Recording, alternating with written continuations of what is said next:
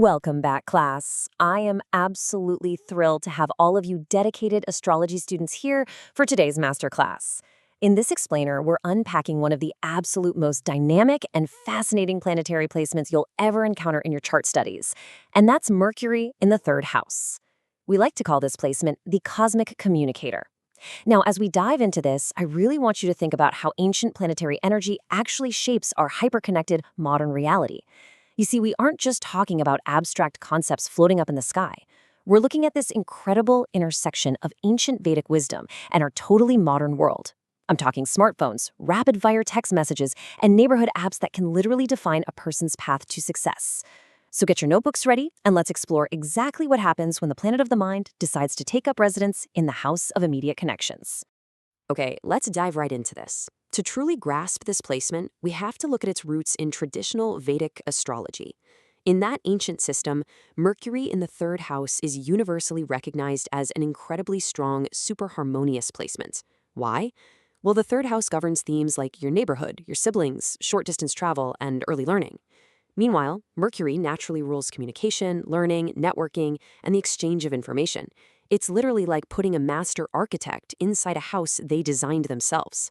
But what's absolutely vital to understand is how this energy translates across time.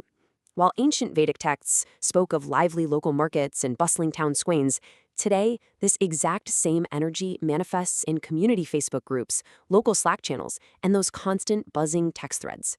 People with this placement possess a massively powerful alignment for daily interactions, effortlessly distributing information no matter what era they live in.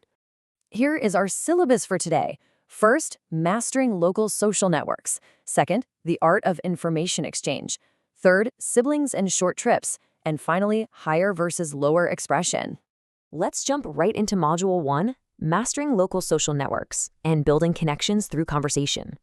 The foundational principle for Mercury in the third house is actually very simple, but it's incredibly profound. Frequent conversations create strong local connections. For these individuals, talking isn't just filler. It's the actual architecture of their social reality. They have phenomenal networking skills, and they naturally build a massive local social circle. Seriously, they tend to know absolutely everyone in their immediate community. But here is the most important takeaway. Success through connections.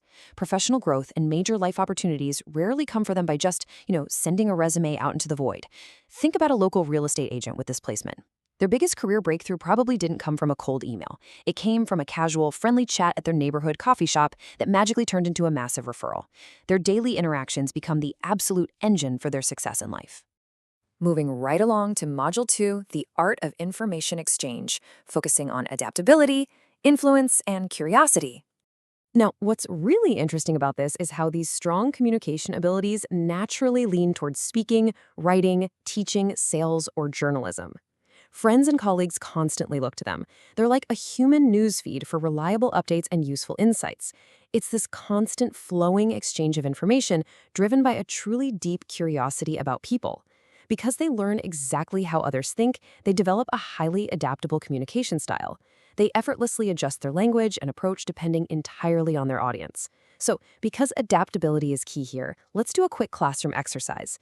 In your very next conversation today, I want you to practice active listening by deliberately mirroring the tone and pacing of the person you're speaking with. Notice how fast it builds rapport. When you master that kind of adaptability, your everyday conversations begin to carry immense weight, allowing you to subtly but powerfully shape the opinions of everyone around you. Next up, Module 3, Siblings and Short Trips, exploring the immediate environment. As astrologers, we absolutely cannot ignore the physical environment and the people you grew up with. First off, this placement typically indicates a really good relationship with siblings, usually characterized by collaboration and intensely shared interests. Communication plays a central role here. In fact, these early sibling dynamics actually serve as the foundational training ground that shapes their long-term communication style for the rest of their lives. Second, local travel becomes a regular, totally non-negotiable part of their lifestyle. And we aren't just talking about running to the grocery store. We're talking about impromptu weekend workshops, driving out to a neighboring town for a niche meetup, or commuting across the city for local collaborative projects. They are always in motion, and their physical movement perfectly mirrors their mental movement. So class, having seen the immense potential of this placement to build networks, gather information, and shape opinions, we have to pause and ask a really critical question. How do we ensure we're actually using this highly active cosmic energy effectively? Because as we all know, energy without direction can easily become chaotic.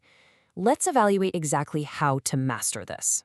Which brings us perfectly to Module 4, Higher versus Lower Expression, evaluating our mastery of the third house.